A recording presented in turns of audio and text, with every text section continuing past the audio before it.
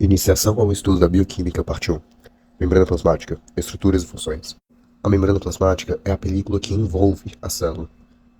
Assim como nas células vegetais, você tem a parede celular, composta por, geralmente, celulose, você vai ter em todas as células animais, especialmente todas as células dos mamíferos, uma membrana plasmática, que realiza diversas funções para essa célula, que possui diversas propriedades que são essenciais para a célula. Quais são as funções da membrana plasmática? A membrana plasmática ela é responsável por receber informações do exterior da célula. Como ela é a membrana que a envolve, ela é que faz o contato do interior com o exterior. Sensações como impacto mecânico, dor, frio, calor, o tato no geral, é captado pela membrana plasmática. Nós só possuímos a nossa audição por causa da membrana plasmática das células que tem no interior dos nossos ouvidos, que recebem e captam as vibrações do ar e transformam essa energia mecânica em impulso nervoso, que é transferida para o cérebro de forma da audição. Então você pode ter a membrana plasmática como uma receptora de informações vital para a célula, realizando a comunicação do meio intra para o extracelular. Se um hormônio chegar a alcançar a célula, é a membrana plasmática que vai captar esse hormônio e realizar uma resposta no interior da célula baseada no hormônio que ela recebeu. Fora isso, a membrana plasmática é responsável pela permeabilidade seletiva. É uma das funções mais famosas da membrana plasmática. Ela é o que seleciona o que entra e o que sai da célula, dependendo do que a célula precisa. Então, já sabemos que a membrana plasmática ela recebe informações, ela realiza a comunicação entre o meio extracelular e intracelular, e ela é responsável pela permeabilidade seletiva. Mas e a estrutura e os componentes da membrana plasmática?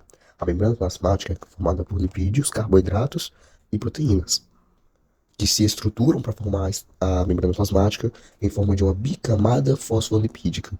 Por que uma bicamada fosfolipídica? Porque você vai ter duas camadas formadas por fosfolipídio. E como é que é o fosfolipídio? O fosfolipídio é uma moléculazinha que possui um trecho polar e um trecho apolar. O fosfolipídio, ele possui uma cabecinha, que forma a camada mais externa da membrana plasmática. A base de fosfato é a parte polar do fosfolipídio. E ele também possui uma cauda, uma caudinha. Essa cauda, ela é a base de glicerol, a base de lipídios. E, inclusive, é nela que o colesterol vai se acumular na célula. Então, até agora, como é que é a nossa membrana plasmática? É feita de duas camadas de fosfolipídios, duas camadas de moléculas com trecho polar e apolar. Lembrando que o interior da membrana é formado pelas caudas e o exterior da membrana, tanto de frente para o meio extracelular como para o meio intracelular, é formado pela parte polar, pela parte com fosfato.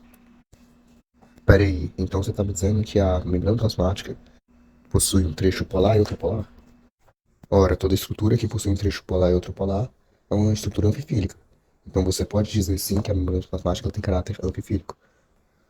Mas, veja bem, a membrana plasmática ela é dividida em camadas. Eu já te falei que tem a camada de fosfato, a camada de triglicerol e a camada de fosfato de novo, certo? Então, como é que a substância polar vai passar pelo trecho apolar para conseguir entrar na célula? É aí que entra a importância das proteínas integrais. O que são proteínas integrais? São proteínas que, como o nome já diz, integram a membrana plasmática. E quando eu digo que elas integram a membrana plasmática, eu quero dizer que elas são proteínas, são moléculas maiores que vão fazer a conexão do meio extracelular para o intracelular. São tão grandes que conseguem atravessar a membrana.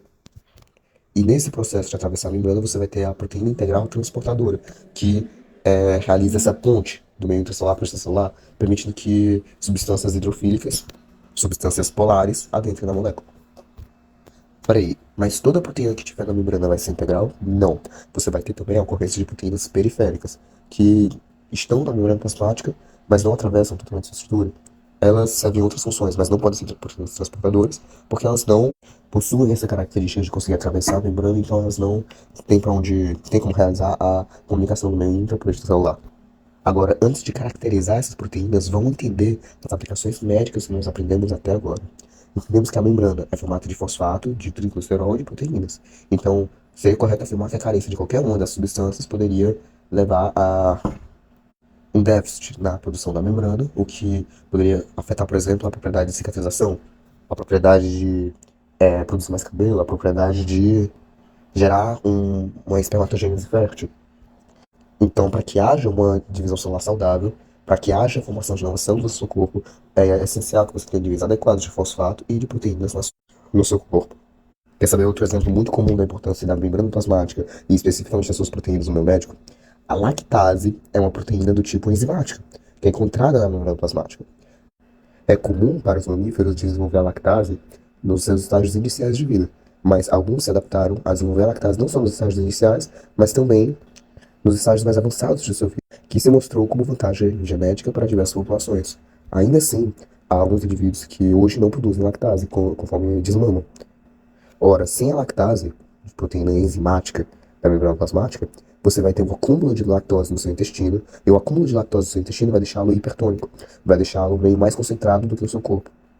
Então, seu corpo vai perder água por osmose para o intestino, o que vai resultar no acúmulo de água no meio intestinal.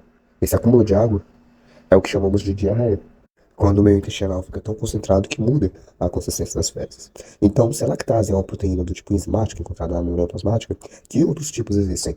As proteínas da membrana plasmática também podem ser transportadoras, como já havia falado, elas funcionam como um túnel do meio extra para o intracelular, transportando as substâncias mais desejadas para as células. Elas podem ser receptoras. O que faz as proteínas receptoras?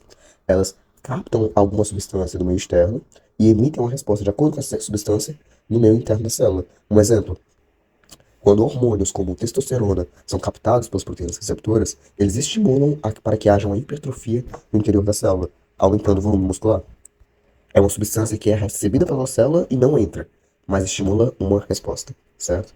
As proteínas podem ser simplesmente estruturais, como é a função daquelas proteínas periféricas mencionadas anteriormente, e elas podem ser também adesivas. Algumas proteínas, elas funcionam, como o nome já diz, para grudar, para atrair e colar fosfolipídios do meio para a célula. Mas a membrana plasmática não é composta só por fosfolipídios e proteínas, ela também possui carboidratos. E para que servem os carboidratos da membrana plasmática? Os carboidratos da membrana plasmática formam o que é chamado de glicocálice. É o sensor da membrana plasmática. Ele que capta e reconhece não só estímulos do meio externo, mas também, e possivelmente mais importante, o glicocálice reconhece o que é e o que não é próprio do corpo. É graças ao glicocálice que glóbulos brancos, como os neutrófilos, reconhecem que uma célula é bacteriana, reconhecem que uma célula é prejudicial, e graças ao glicocálice nós temos essa nossa imunidade, essa capacidade de reconhecer o que é impróprio para o nosso corpo. Disfunções no glicocálice podem ocasionar, por exemplo, maior ocorrência de doenças bacterianas, assim como um câncer, já que as células não vão reconhecer que outras precisam realizar apoptose. Outras células são chamadas de baroreceptores. São células especializadas na regulação da pressão arterial. Então, indivíduos com pressão alta, eles têm maior atrito do sangue com os vasos sanguíneos. Esse atrito pode causar danos ao glicocálice de células chamadas como baroreceptoras, células responsabilizadas por regular a pressão arterial. Então, indivíduos com pressão muito alta podem acabar perdendo a capacidade de regular a própria pressão, resultando o que é conhecido como hipertensão e outras doenças relacionadas com pressão arterial. O indivíduo é capaz, sim, de recuperar a capacidade dele de regular a pressão, mas só depois de um devido tratamento médico. Esse foi o parte 1 do vídeo sobre membrana plasmática, e na parte 2 vamos falar do movimento de flipagem, o que é flipagem, e as especializações que a membrana plasmática pode apresentar no meio do corpo humano.